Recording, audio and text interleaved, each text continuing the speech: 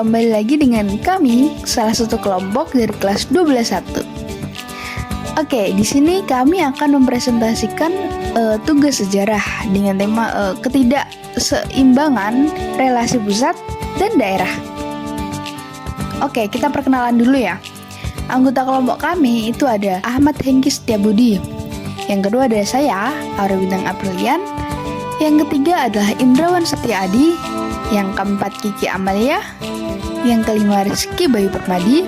Dan yang terakhir adalah Siti Nur Kelima. Oke, kita bahas dulu yang pertama. Ketidakseimbangan relasi pusat dan daerah. Bentuk disintegrasi bangsa berupa aksi demonstrasi, pergolakan daerah bagi mereka yang merasakan adanya diskriminasi, aksi kriminalitas yang tak terkendali, pelaku remaja yang menyimpang, serta konflik yang melibatkan isu suku, agama, ras, dan antar golongan atau SARA. Yang pertama adalah Darul Islam atau Tentara Islam Indonesia. Latar belakangnya adalah pemberontakan Kartosuwirjo disebabkan oleh ketidakpuasan Kartosuwirjo terhadap kemerdekaan Republik Indonesia yang masih dibayangi oleh kehadiran Belanda.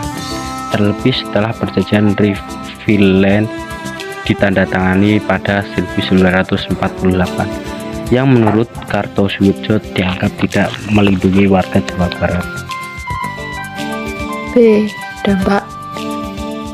Pemberontakan Kartosuwirjo memiliki beberapa dampak. Salah satunya adalah menjalannya pemberontakan ke daerah-daerah lainnya. Selain itu, pemberontakan ini juga menyebabkan benturan antara Angkatan Bersenjata NII yang bernama Darul Islam atau Tentara Islam Indonesia dengan TNI, yaitu pasukan divisi Siliwangi.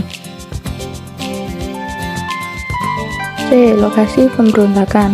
Pemberontakan Darul Islam atau Tentara Islam Indonesia adalah suatu gerakan yang menginginkan berdirinya sebuah negara Islam Indonesia.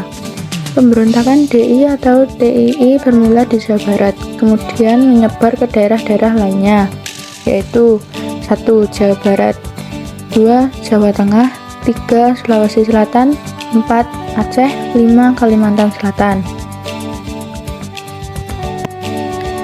Oke, yang kedua adalah PRRI atau Permesta.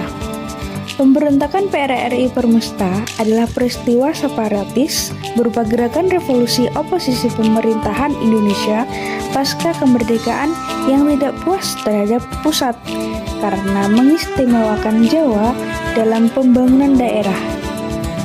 Kondisi pemerintahan yang belum stabil serta belum meratanya kesejahteraan membuat banyak tuntutan memisahkan diri di berbagai daerah.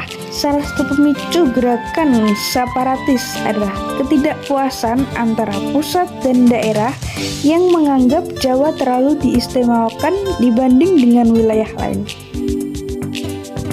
A. Latar belakang. Pemberontakan PRRI atau Permesta merupakan peristiwa konflik di Indonesia yang berkaitan dengan sistem pemerintahan. Pergolakan ini terjadi karena ketidaksetujuan masyarakat di beberapa daerah atas kebijakan yang ditetapkan oleh pemerintah pusat. Latar belakang pemberontakan PRRI atau Permesta diawali dengan kekecewaan di tubuh Angkatan Darat atas rendahnya tingkat kesejahteraan tentara di wilayah Sulawesi dan Sumatera. Hal tersebut mendorong adanya penentangan di tubuh Angkatan Darat terhadap Kepala Staf Angkatan Darat atau KSAD. Awal pemberontakan PRRI atau Permesta. Pemerintah pusat yang tidak adil dalam hal alokasi dan pembangunan mendorong tokoh militer dan sipil di daerah membentuk Dewan Daerah di Desember 1956 dan Februari 1957 sebagai alat perjuangan tuntutan. Pemberontakan PRRI atau Permesta diawali dengan membentuk Dewan di 4 daerah berikut.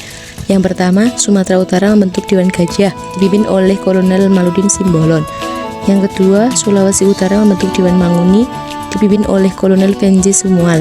Yang ketiga, Sumatera Barat membentuk Dewan Banteng dipimpin oleh Letkol Ahmad Hussein.